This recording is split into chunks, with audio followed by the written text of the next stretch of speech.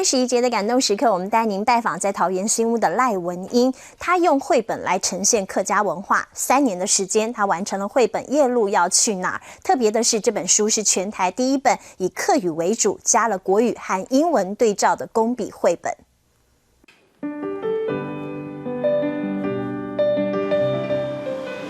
毛笔配上颜料，工笔花鸟跃然纸上。颜料一层一层上色慢慢晕开，图案多了渐层和光影的变化。这样的画法比山水泼墨画更费工，所以叫做工笔画。而从小在桃园新屋的客家庄长大，赖文英特别钟爱花鸟生态，所以小时候在家乡常看到的鸟类就成了绘本的主角之一了。像那条的伫背迄布蓝色，布蓝色我俩还蛮完全捌好，故说我布蓝色水梅的世界当中的夹落去。图鉴当帮手，赖文英在凭着儿时印象，把美好的回忆借着绘画好好保存。从版面到故事，就在自己小小的工作室里完成了第1本工笔绘画。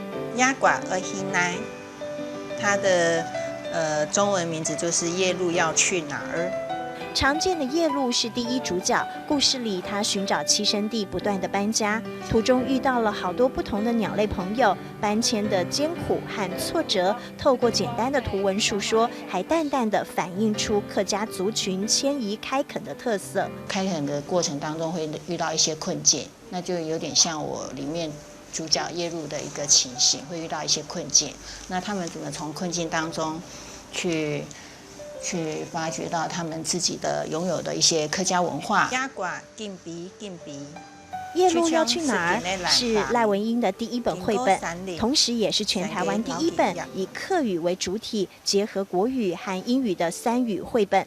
不只着重在地，还想要让客家文化走向国际。尤其在欧美人士来讲，他们蛮注重绘本这个领域。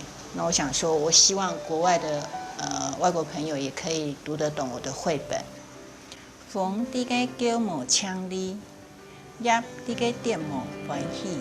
耗时3年学语言教育的客家博士，拿起了毛笔画生态，对家乡的情怀不只用客语呈现，图文并茂是最完美的表达。细致工笔雕琢客庄生态的一页，翠鸟的风华，夜路的风霜，鲜明的沧海桑田跃然纸上，跨国界传递感动时刻。